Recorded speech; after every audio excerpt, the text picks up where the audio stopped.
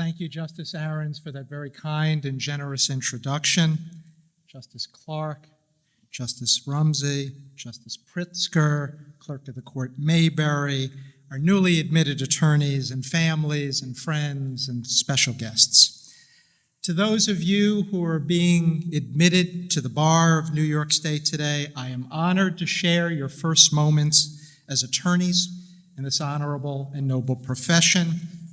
From the bottom of my heart and a grateful profession, we congratulate each of you on this extraordinary accomplishment, as well as your families and your friends who have been with you and supported you and brought you to this extraordinary day. On behalf of a very grateful profession, thank you, thank you, thank you for becoming lawyers. You have chosen wisely. We need you. Let me tell you why. Over the past 30 years, the legal profession has experienced more change than it has over the preceding 200 years. I can testify to that based on firsthand knowledge. I went to law school in the dark ages, the 1980s. It was before Al Gore invented the internet. We knew nothing of cell phones and social networking or email.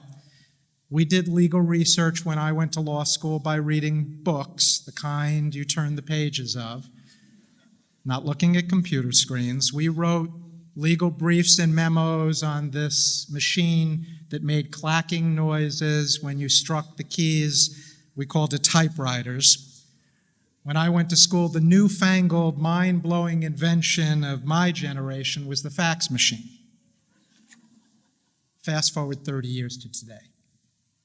Today, the world creates as much information every 48 hours as it did from the dawn of civilization to the dawn of the millennium.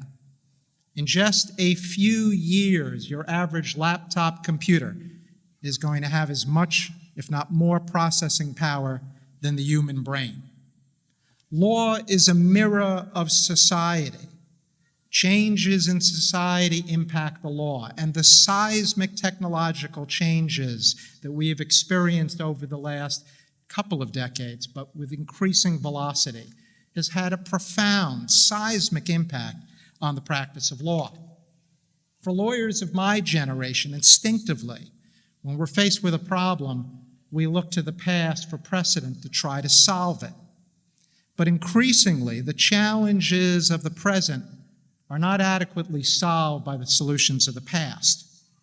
That's where you come in. Your capacity, the capacity of all of you to harness change, especially technological change, is desperately needed.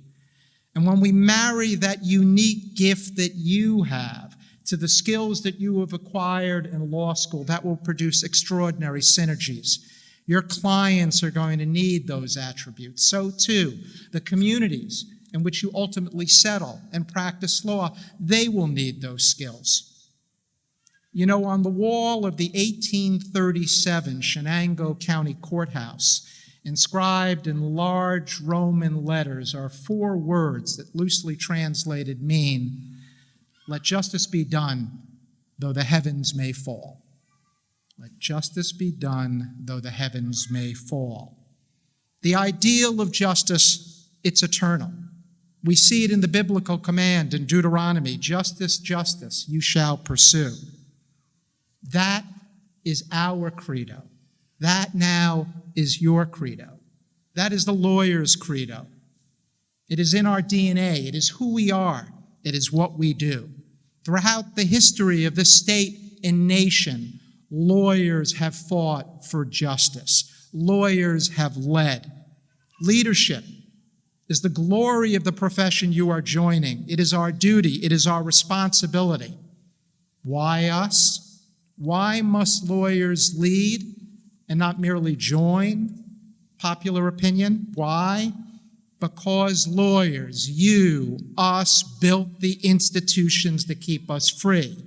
Why? Because you, lawyers, us, fashioned the framework of our government. Lawyers wrote the New York State Constitution. Lawyers wrote the United States Constitution. As lawmakers in the legislature, lawyers write the laws.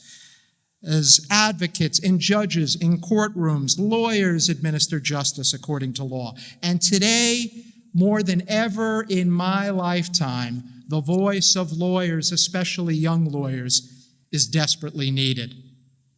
There is an ancient curse. May you live in interesting times. The expression is intended to be ironic. It's intended to express anxiety and fear about the present, or perhaps the future. Well, I think I can say without fear of contradiction, we live in interesting times. Now, don't get me wrong.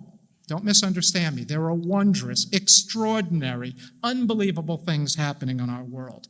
Health, prosperity, peace, even happiness is on the rise around the world. Starvation and extreme poverty is in decline around the world. Plagues that wiped out past civilizations have been eradicated. At the same time, though, something is not quite right. Something is amiss. There are disturbing trends in our society and in our culture and in our politics that all of us should be concerned about.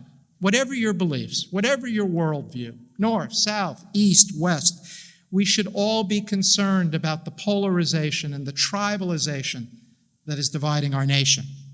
We should all be concerned about the anger and incivility that is turning public discourse into a blood sport. We should all be concerned, every single one of us, when public officials mock the principles the founding fathers held to be self-evident. Some say we live in a post-truth world where facts and expertise doesn't matter. I don't believe that, but some people do. But this much is beyond dispute. The public is losing confidence in the ability of the institutions we, you, lawyers built to solve problems. Worse, millions of Americans know nothing about the constitutional history of our government. Millions of Americans know nothing nor care anything about constitutional traditions and norms. All of this imposes a special duty on you, we, us, lawyers, a special obligation. It also provides us with a rare gift, an opportunity to perform an important public service. You see, the communities where you are going to settle and raise your families and practice law, they need lawyers.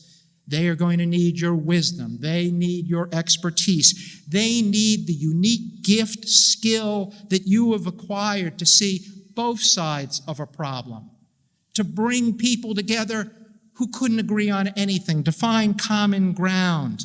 Most of all, the country needs you to show them, to teach them why the rule of law has kept us free for over 200 years.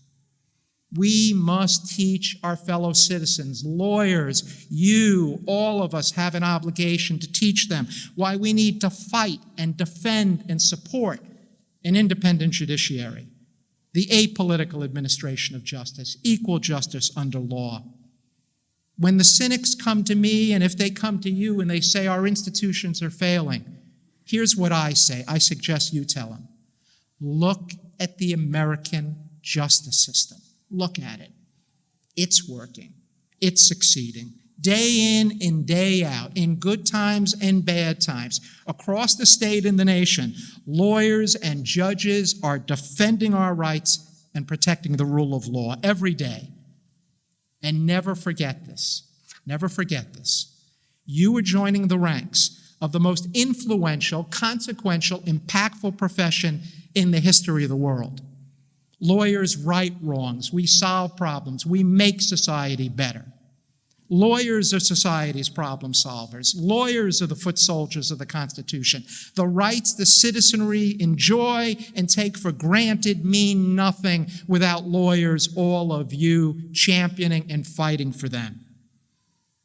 This is a great time to be a New York lawyer, an American lawyer. And we, the more than 300,000 lawyers admitted to practice in New York State, we are bound together, we are joined together by the singular purpose of attaining justice. Let me leave you with this final piece of advice as you start your careers. You will need support. You will need help. You will need mentors. You will need to keep abreast of the rapid developments in the law that change seemingly by the hour. You will need professional relationships with your colleagues in the bench and the bar. The best way you can find that is through the organized bar, through bar associations. Join them, including the New York State Bar Association. They will help you bridge the gap between law school and the practice of law. They will provide you with innumerable opportunities to build relationships with the bench and bar, establish networks, and build a reputation.